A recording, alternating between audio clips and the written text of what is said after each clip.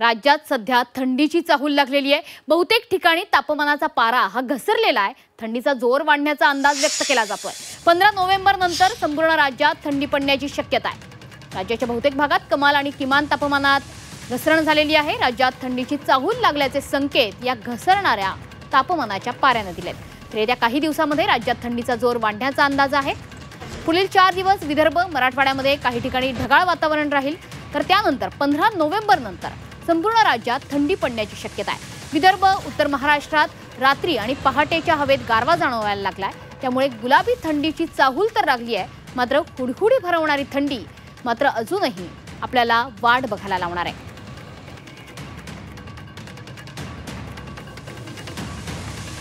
तर या संदर्भात बातचीत करणार आहोत। आपले रिपोर्टर सुदर्शन खिल्लारे हे आपल्या सोबत जोडले जात आहेत। सुदर्शन, खरं तर तुम्ही ज्या ठिकाणी आहात, स्वेटर घालून आहात, सकाळचे 9:15 वाजतायत।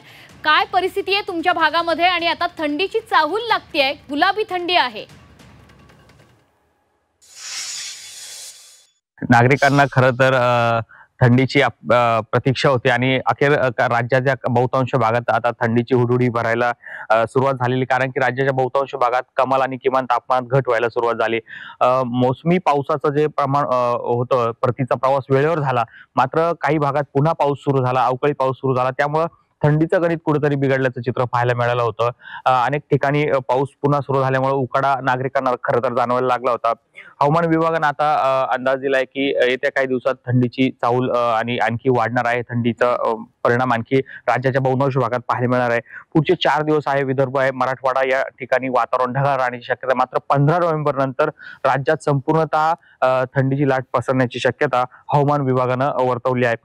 मुंबईत चा विचार जर केला, पहाटे हा गारवा जाणवतो, मात्र कुलाबा जी वेधशाळा आहे त्यानुसार शुक्रवारी 33°C तर सांताक्रूज भागात 32.5°C कमाल तापमानाची नोंद झाली। काही भागात कमाल तापमान हे 32°C जवळजवळ, तर तापमान किमान तापमान जे आहे ते 18°C जवळजवळ पाहायला मिळालं। दुसरीकडे निफाडचा, नाशिकचा जर आपण विचार केला, निफाड ज्या ठिकाणी हवामान केंद्र आहे त्या ठिकाणी देखील हे वेधशाळेनं दिलेल्या माहितीनुसार या ठिकाणी तापमानाची जी नोंद आहे ती किमान साधारण 15 ते 20°C आणि कमाल 25 ते 30°C पर्यंत आता हे तापमान खाली आलेलं आहे। त्यामुळे नागरिकांना ज्या थंडीची चाहूल हवी होती ती आता झाली, मात्र आणखी जी गुलाबी थंडी म्हणतो, हुडहुडी भरवणारी थंडीसाठी नागरिकांना काही दिवस प्रतीक्षा करावी लागणार आहे। नक्कीच, त्याच्यामुळे आता कपाडातून स्वेटर बाहेर काढायला हरकत नाही अशी परिस्थिती राज्यात आहे। गुलाबी थंडीची चाहूल लागलेली आहे। धन्यवाद सुदर्शन दिलेल्या या माहितीबद्दल।